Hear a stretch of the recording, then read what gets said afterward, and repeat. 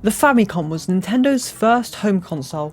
It was released in Japan in 1983, becoming one of many causes to the infamous video game crash of 1983, which was a large-scale recession in the video game industry caused by the high number of home video game consoles, one of which being the Famicom. However, this crash would soon end, and the sales of the bigger companies, like Nintendo and Sega, and their consoles would rise higher than ever. It was around this time that the Famicom was redesigned to be the Nintendo Entertainment System, or NES, for its worldwide release. And this worldwide release would come with an accessory that would change Nintendo and gaming forever. This accessory was known as the Robotic Operating Buddy, or R.O.B. When releasing the NES, Nintendo wanted to reclassify the system by utilising a unique experience with an additional toy, as opposed to a simple video game console. And so they released R.O.B, giving the NES a unique selling point.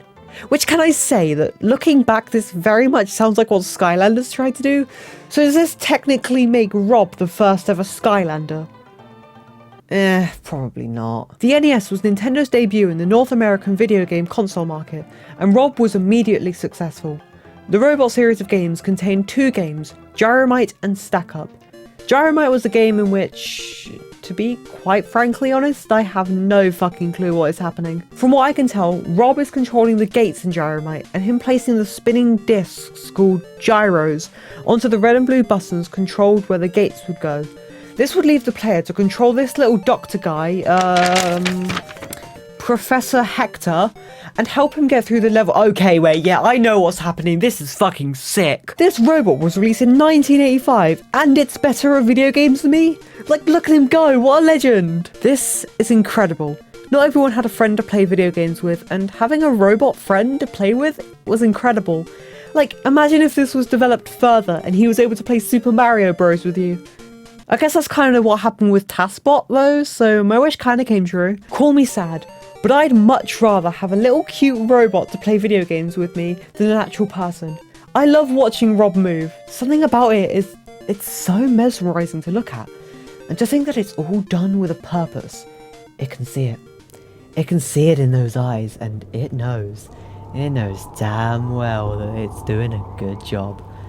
But we aren't done. Oh, we are not done. The second game that R.O.B was compatible with was a game called Stack Up, or Robot Block? I'll stick with Stack Up. Stack Up was a game where you would control R.O.B directly by moving Professor Hector onto these buttons, moving these blocks onto different sections of the base. The BLS, as I'll call it because of the vehicle in Mario Kart DS. The game had three different game modes: Direct, Bingo, and Memory. In Direct, you will need to jump on the switches to stack the blocks in a certain order in the least amount of time and fewest moves. Memory is similar to Direct, except you must set up a program for R.O.B to follow. Bingo requires the player to make a column of 5 active switches, which will activate a movement. I haven't been able to find any other videos on this except this one, so I can't show any footage of Memory or Bingo. It also means that I have no idea what any of this fucking means. Like, genuinely this time, because I learned shit visually. Personally, out of the two games, I think I prefer Gyromite. It looks extremely fun, and I would love to try it out sometime. I'm looking for a R.O.B, and I don't care if it's used. I want one, an NES, and a copy of Gyromite, so I can play this game with R.O.B. Anyone who has this, please DM me. Whether it means you're selling, or you can have one that I can play with, and maybe pet. Either one I don't mind. However, this robot would only last a few years before it was silently discontinued by Nintendo. Now, R.O.B may seem like a complete flop to the average person due to its short lifespan and lack of versatility. However, R.O.B was integral to the thriving of Nintendo. Without him, it's likely that Nintendo would be not as big at best and bankrupt at worst. It helped boost sales for the NES, and it really made the NES unique. But even then, I still can't help but think it was a massive waste of potential. R.O.B was only compatible with 2 games, which isn't a lot. If it was just a start, which at first it was intended to be, that would have been fine. Nintendo had planned and promised other updates to R.O.B, likely to adapt it to the growing library of NES games. At this time, games like Super Mario Bros., The Legend of Zelda, and Metroid were released, leaving R.O.B as a forgotten part of the NES's history, especially since he had zero compatibility with these games. Even something as simple as a silly dance when you beat a level, or defeat a boss, or some form of reaction to these hit games would have helped Rob thrive through the NES's lifespan instead of fading into obscurity. How easy or difficult to do this is, I don't know, and maybe this was impossible, but knowing Nintendo, I highly doubt that. It also doesn't help that Rob was very complex. Mark Seeley of the Crash magazine visited a toy fair in England in 1987 to watch a playthrough of Gyromite with Rob. However, after the demonstrator was visibly struggling to get the Rob to cooperate, he states that he had never seen anything so complicated and difficult in all my life. In July 1987, the Family Computing magazine advocated buying the Control Deck and Super Mario Bros. Over Rob, saying, "Anyone who has seen a Nintendo ad on television would think that Rob is the heart of the system. Not so. Rob is an ingenious idea, but while Rob is a cute little guy, there isn't much you can do with him. Neither of his two games generate much excitement." However, it was not all bad. In 2018, Owen S. from Polygon remembered his experiences with Rob in his childhood, stating that it was a novel, if almost Rube Goldberg-esque way of playing with its users that quickly got dull. Oh, I guess it wasn't all good either. Long term, Rob didn't provide much entertainment, as again, it was restricted to only 2 games, with no updates to accommodate the future titles of the NES. Eventually, Rob became referred to as merely a Trojan horse to get NES systems into American homes by historian Chris Kohler. He said, "As video game controller peripherals go, Rob was a particularly gimmicky one. Once the novelty of controlling a robot's arms and spinning a glorified top had worn off, usually within days or even hours, Rob got in the way of enjoyment. He required battery replacements too often, and it was immediately apparent that the maze barriers in Gyromite could be turned on and off just as easily by tapping the A and B buttons on a standard controller, which was all that Rob's complicated motions ended up doing." He went on further to say, "The gambit worked like a charm, and nobody missed Rob or the Zapper once players realised that the games with standard video game controlling, like Super Mario Bros, were much more fun." But despite all of this, Rob served as a way to secure the survival of the NES and revitalise the entire video game industry. This prompted Nintendo to release a promotional poster for Rob, simply stating, "They said reviving the video game market wasn't humanly possible." It wasn't. Now, Rob, I love you, but this is fucking scary. A poster like this would not fly today. Video games were so different back then, holy shit. However, when the SNES came out, there was no update or re-release for Rob, and he was lost to history. However, not permanently. Because Rob would return in 2014 after independent game developer Retrozone would produce a limited release NES game called 8-Bit Xmas 2014, which would contain Rob's character graphics and interact with the real Rob by making it dance to Christmas music. Yeah, Rob never came back. However, even if the real Rob never came back, it still made cameo appearances in later Nintendo games in character form, some more notable than others. Star Tropics was a game released for the NES in 1990, a good few years after Rob had been last spoken about, and long after his discontinuation. "Welcome on board. I am the navigational computer of Subsea. Call me Navcom." Although it's hard to say whether this is Rob or not. Yeah, his head looks the same, but that's basically it. The rest of him looks completely different. Plus, this fucker's name is Namcom. I don't know who the fuck Namcom is. In 1997, the game Kirby's Dream Land 3 was released for the SNES. Rob made a cameo as a friendly NPC alongside Professor Hector. Alongside him, characters like Samus, Eli Eel, and Chef Kawasaki, alongside others, also made cameo appearances. And to be honest, I actually find this appearance of Rob oddly charming. Just seeing the way he dances like that, it really makes me happy to see him again. Rob would later be seen on the GameCube in the game F-Zero GX, released in 2003. He can be seen on the track Port Town Aerodive, appearing as a giant statue on the track. He appears in his Famicom coloration, and to be honest, I really like his inclusion here. It's very similar to a Mario Kart track concept I had in mind a while back, in which you would drive around a track with the main centerpiece being a giant Rob that would interact with the racers and place obstacles, similar to that of the giant Bowser in the GCN Wii and Switch Bowser Castle tracks. Although lesser, it still gives me vibes of this track that I had in mind, and I really like it. WarioWare Inc. is the next game to contain a R.O.B cameo, released in 2003. He appears as a short task in which you need to grab the coloured blocks he utilises in Stack Up. You start off with 3, then go down to 2, and go down to 1. The lesser amount of blocks you have, the harder it is to time R.O.B's arms to close in on the blocks. It's simple, but I like it. R.O.B is no stranger to the WarioWare games, as he appears, once again, a year later in WarioWare Twisted, this time as a simple cameo appearance in a part of the game rather than being directly involved. But this guy jumping in R.O.B's face is kinda funny to watch. In the same year, R.O.B would appear in WarioWare Touched on the Nintendo DS. He appears alongside the NES Advantage after being shot out of a can. This is probably his shortest appearance of all time, only appearing for a few frames before disappearing, but it's still nice to see him. R.O.B would appear for the 3rd time in 2004, back on the GameCube in Pikmin 2. This time, his head appears as a treasure item called Remembered Old Buddy, which I can't help but find cute as hell. I can't believe I had the fortune to find this thing buried underground. It looks like a component of a huge mechanical doll. It looks like just a part from a robot in a cartoon I used to watch as a kid. How nostalgic.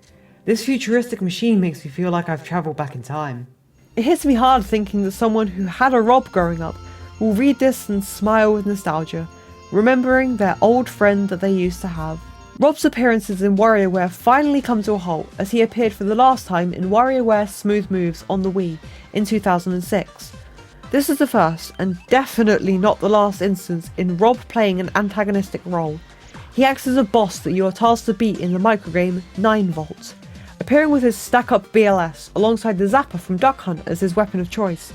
What's also interesting is that Star Fox characters like Fox, Falco and Peppy Hair also make a cameo here, which is interesting. R.O.B wasn't only a treasure item in Pikmin 2, he would later return in Tomodachi Life, releasing on the DS in 2013. A retro robot from the NES days, and also an official Smash brawler. While not as nostalgic as Pikmin, it's still nice to see him. The final minor cameo that we saw R.O.B in was, of course, as an amiibo costume in Super Mario Maker, released on the Wii U in 2015. When you get the power-up for his amiibo costume, alongside dying and completing a level, it plays fanfares from Gyromite, which is a really nice touch.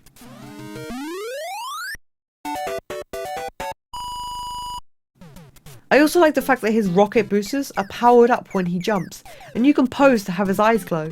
It's simple, it's cute, I like it a lot. If only amiibo costumes came back in Mario Maker 2. However, those were small cameos. Now it's time for the big guns. The first one I briefly talked about earlier in the video, but now it's time for me to go in depth. Mario Kart DS was released in 2005 for, well, the DS. And with it came a roster of 12 characters, 11 of which being your classic Mario characters. But one of them, the last you will unlock, was of course R.O.B. Can I take a moment to mention how random this choice was? One-time characters are no stranger to Mario Kart, but R.O.B was just so out there and random, and I can't help but love him more than anything. This is the game that introduced me to R.O.B, and if it weren't for the fact that I played the hell out of this game, I probably wouldn't be making this video. Robotic Operating Buddy, to give R.O.B his full name, has come out of retirement to take up a new career as a Mario Kart driver, and a strong one at that. But you'll be lucky if you catch sight of him, as he is notoriously elusive, is how he is described on the Mario Kart website. His two vehicles are the R.O.B BLS, a vehicle that is a callback to Stack Up, which is great, and the R.O.B LGS, or more commonly referred to as R.O.B legs. Yep, R.O.B's legs are a straight up vehicle in this game. This has to be the funniest vehicle in the entirety of the kart racing genre, and Christ do I love it a lot. An interesting detail about R.O.B is that he appears to steer his kart by pointing his arms in the direction that he's steering in, since he can't actually hold the steering wheel without looking ridiculous. This means that R.O.B is able to become one with the kart, and that's supported by the fact his legs are a straight up kart in this game. I've talked a lot about R.O.B as a character in Mario Kart, but not only was this the game that introduced me to him in the first place and solidified my connection with him, but this is also his first time appearing as a playable character in a video game, ever. R.O.B would return again to be playable in Super Smash Bros. Brawl, releasing on the Wii in 2008, and I'm mainly going to be talking about his role in the story mode for this game, the Subspace Emissary. At the start, two Robs are seen using their arms to activate a subspace bomb. This sets Rob up to be an antagonistic role, once again. However, this time, it's a lot more sinister. Rob is seen in high number, and they are used to activate the subspace bombs. They come with 3 different variations: Rob Sentry, Rob Launcher, and Rob Blaster, which all come together to form the Rob Squad, which act as bodyguards for the Ancient Minister. In one of the main climaxes of the story, Samus, Pikachu, Donkey Kong, Diddy Kong, Captain Falcon and Olimar break into a room in which a group of Robs stand amongst the Ancient Minister, who all have a collection of subspace bombs behind them. A hologram of Ganondorf appears behind them and commands all of the Robs to activate and detonate all of the subspace bombs, due to instructions from the Master Hand. The Ancient Minister is quick to jump in, knocking some of the Robs away from the bombs in an attempt to stop them from detonating the bombs. Ganondorf then commands the Robs to attack the Ancient Minister, leaving him ablaze. The rest of the group tried to stop the Robs, but to no avail. At this point, the Ancient Minister starts to shoot lasers at the incoming flock of Auroras. His robes burn away, revealing that the Ancient Minister is actually a Rob in disguise. His plans to destroy the Smash Bros. World was because Taboo had destroyed a lot of Robs, which in turn caused Taboo to threaten to extinguish the rest of the Rob race if the Ancient Minister didn't help Taboo with his plans. At that point, Rob decided to cease battles with the heroes and join them instead. However, the team then realises that the Robs that had detonated all of the bombs couldn't be pulled away from them, so they make an escape, taking Captain Falcon's Falcon Flyer and flying away from the deactivated Robs. I love how this story evolves on who Rob is. What was once a simple NES peripheral has now evolved into a fully fledged character with the capability to follow instructions, act as strong bodyguards, and fill many different roles. And hell, he can shoot lasers now. He's a literal cliche robot, and I don't know why I love him so much. And while I'm not good at Smash Bros in the slightest, I am a Rob main, and I love how he plays. All of his attacks feel extremely smooth, he plays well, and he isn't a shit character either. I feel like if I ever had a Smash Bros hyperfixation, then I could probably become a very good Rob main. Rob would, of course, return in Smash 4 and Smash Ultimate, which makes me very happy. However, again, I don't play Smash much, and he didn't have any big roles in any big story modes, so there's really not much else to talk about here. And that is essentially the entire history of Rob. But what about the future for Rob? That, my friends, is an excellent question. Not one that I can answer for certainty, but I can speculate. Rob has a lot of potential, and to be honest, I think I'd be happy with whatever they gave us. Rob is very versatile, so whatever they could do with him would work. Will they ever branch out with him? Probably not, but a girl can dream. First thought I had was giving Rob his own game.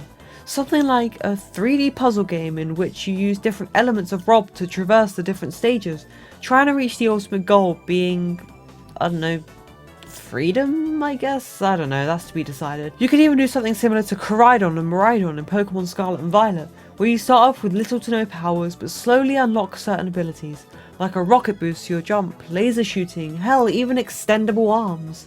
You could do a lot, as Smash has already shown us. This game would be so fun to play, and honestly, I reckon it would have a good balance of playing into nostalgia and appealing to the newer generation of Nintendo fans. And the more I think about it, the more I want something like this. Another thought is giving Rob more cameos in future games. Of course, bringing him back to Mario Kart will be fun, but if not that, what about a cameo in Super Mario Odyssey 2, when that inevitably comes out, similarly to how Captain Toad made an appearance? Now of course, this is very out there and will likely not happen, but Rob has made cameo appearances in WarioWare on many different occasions, and is canonically in the Mario universe because of Mario Kart, so it's not overly out there. And considering what they like to do with Rob and cameos, like being in WarioWare and Pikmin, I wouldn't rule this out entirely. I do like the idea of Rob just being a character that just appears sometimes for the sake of being there, like in Kirby's Dream Land 3. Hell, Rob could even come back as a physical peripheral for the Switch or future consoles. Nintendo are very much up for experimentation with peripherals. Hell, Nintendo Labo exists. They could have had a Rob set. That would have been cool and probably better than whatever the hell this is. Maybe it could come paired with a 3D puzzle game, alongside compatibility with other games like the original should have been. I think it would be really cute. I don't know. Maybe I should just let it go. Maybe I should accept that Rob is a thing of the past. He isn't coming back. He never will. He's stuck in Smash Bros, never to be seen in a future game again. Or I can make a full pitch for the R.O.B puzzle game. Yeah, I think I'm going to do that. So there we go.